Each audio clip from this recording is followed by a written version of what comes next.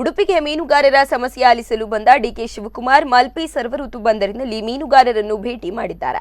ಮಾಜಿ ಸಚಿವ ಪ್ರಮೋದ್ ಮಧ್ವರಾಜ್ ನೇತೃತ್ವದಲ್ಲಿ ನಡೆದ ಸಭೆಯಲ್ಲಿ ಪಕ್ಷಾತೀತ ಕಾರ್ಯಕ್ರಮದಲ್ಲಿ ಮೀನುಗಾರರ ಸಂಘಟನೆಗಳು ಭಾಗಿಯಾಗಿವೆ.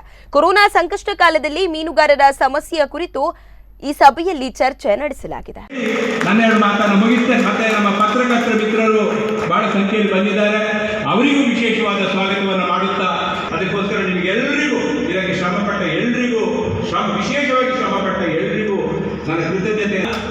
ಒಂದು ದೇವಸ್ಥಾನ ಜೀರ್ಣೋದ್ಧಾರ ಆಗಬೇಕಾದ್ರೆ ಅಲ್ಲಿ ಯಾರೂ ಬರೋದಿಲ್ಲ, ಉದ್ಘಾಟನೆ ಅಲ್ಲಿ ಭಟ್ರು ಹೇಳಿ. ಆದರೆ ಡಿ ಕೆ ಶಿವಕುಮಾರ್ ಅವರೇ ಉಚ್ಚಿಲ ಮಹಾಲಕ್ಷ್ಮಿ ಕೈಯಿಂದಾಗುವಷ್ಟು ಒಂದು ವ್ಯವಸ್ಥೆಯನ್ನ ಮಾಡ್ತೀನಿ ಅಂತಕ್ಕಂಥ ಮಾತನ್ನು ಕೂಡ ಕೊಟ್ಟು ಉಚ್ಚಿಲ ಮಹಾಲಕ್ಷ್ಮಿ ಅಮ್ಮನ ಸಚಿವರಾದಂತಹ ಸನ್ಮಾನ್ಯ ಪ್ರಮೋದ್ ಮಧ್ವರಾಜ್ ಅವರಿಗೆ ಕೃತಜ್ಞತೆಗಳು.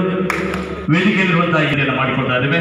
ದಯವಿಟ್ಟು ಕೃಷ್ಣ ಎಸ್ ಸುವರ್ಣರವರು ಹಾಗೆ ವೇದಿಕೆಯಲ್ಲಿ ಕೆಪಿಸಿಸಿ ರಾಜ್ಯಾಧ್ಯಕ್ಷ ಡಿಕೆ ಶಿವಕುಮಾರ್ ಉಚ್ಚಿಲ ಮಹಾಲಕ್ಷ್ಮಿ ದೇವಸ್ಥಾನಕ್ಕೆ ಭೇಟಿ ನೀಡಿದ್ದಾರೆ. ದೇವಸ್ಥಾನದ ನವೀಕರಣ ಮತ್ತು ಜೀರ್ಣೋದ್ಧಾರ ಕೆಲಸಗಳನ್ನು ಡಿಕೆಶಿ ವೀಕ್ಷಿಸಿದ್ರು. ಈ ಸಂದರ್ಭದಲ್ಲಿ ಮೀನುಗಾರರ ಮುಖಂಡರು ಮತ್ತು ಕಾಂಗ್ರೆಸ್ ಪಕ್ಷದ ಮುಖಂಡರು ಉಪಸ್ಥಿತರಿದ್ದರು.